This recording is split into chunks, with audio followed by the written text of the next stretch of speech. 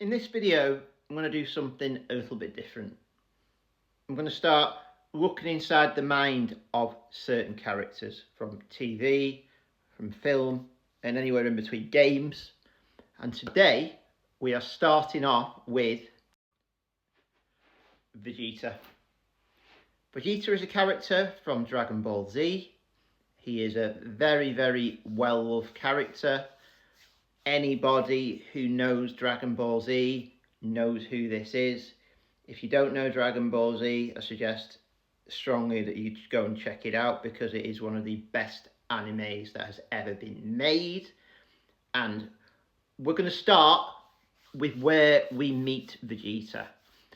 We meet Vegeta in the Saiyan saga when he's on his way to Earth, or just before. We actually first see him when he's with Nappa on a different planet, but then they find out about Raditz and they end up coming to Earth.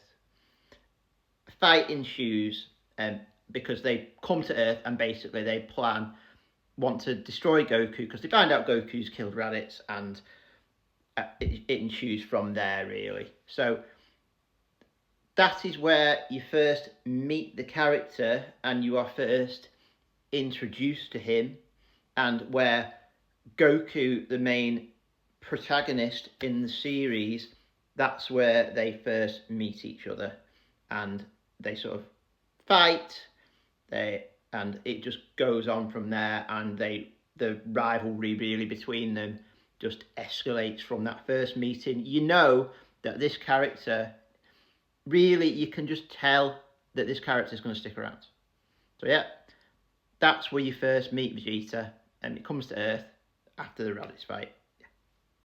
After the fight on Earth, you think Goku actually allows Vegeta to escape, and he goes off, and you think, you do sort of know, like I said, that he's not gone for good, but something about a Saiyan, especially a Saiyan like Vegeta, is he has this strong element of pride, and it's something that Saiyans are notoriously well known for, is that pride. And from that point, when he very first loses that fight to Goku, he becomes absolutely obsessed with becoming stronger, and ultimately his ultimate goal is to be stronger than Goku. So what happens is we end up going to Namek in search of some more Dragon Balls, and Vegeta ends up going there. So he ends up going to Namek, and they meet them again, and then he sort of like befriends them for a while, like while they look for the dragon, but he befriends them for a while until Frieza shows up. And when Frieza shows up, to me, that is where this series really, really, really goes off.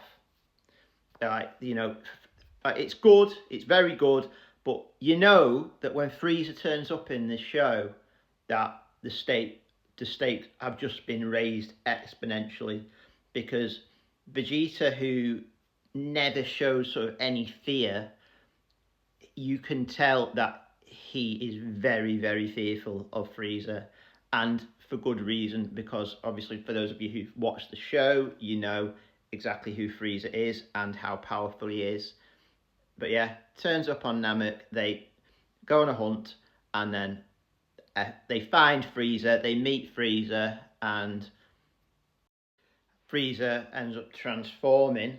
They battle, and obviously Frieza defeats Vegeta. And this allows way for Goku, who is in the hyperbolic time chamber, to come out, and obviously Goku and Frieza end up having a fight. But Vegeta is who I'm talking about here, and he eventually does get revived. And again, a thing that you need to know about Saiyans is whenever they lose a fight, they become stronger. That's the thing. every fight a Saiyan is in, even if they lose, they survive. They become stronger after that, and after this, we move into the Trunks/Android saga, and in this saga, he finally does it. Vegeta finally becomes a Super Saiyan. He thinks, finally I've done it. Finally I'm ready to surpass Goku, or Kakarot as he calls him, because this is a major moment for him, because he thinks that he's put so much into becoming stronger, and he thinks finally he's surpassed Goku. And then obviously, if you've seen it, what happens. Goku goes Super Saiyan 2. They fight the androids, and obviously that merges into another saga, being the Cell saga. And obviously you know what happens in the Cell saga. Cell absorbs Android 18 and 17 and 18. That 18 absorption, if you it's not nice to see, but yeah. So Cell absorbs Android 17 and 18, and they fight, and obviously Cell wins. But incidentally, Vegeta is the one, he's fighting Cell, and he's already absorbed 17, and Vegeta, pride coming into it again, Vegeta allows Cell to absorb 18, because Vegeta's going to beat Cell. Vegeta is going to beat Cell when he's only got one of them absorbed, and his pride, because of who he is, and because he thinks that he's boasting how strong he is, he thinks now, because he's attained this level of Super Saiyan, he will be able to just defeat Cell. And obviously, if you've seen it, you know what happens. Cell absorbs 18 because he allows it, and Cell becomes even stronger than him, and Cell beats him. After the Cell saga, we go on to Majin Buu. Now, at the start of the Majin Buu saga, Babidi, he actually manages to unlocks the evil in Vegeta, because obviously it is dormant, and he actually becomes Majin Vegeta, and obviously a fight with Kakarot, aka Goku, is what snaps him out of it.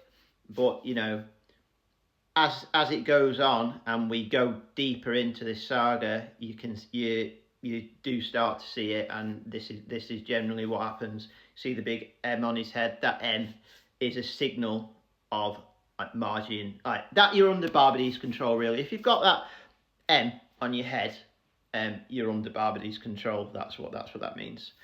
So yeah, that's basically he does fight Majin Buu, and he has a very central role with the fusion.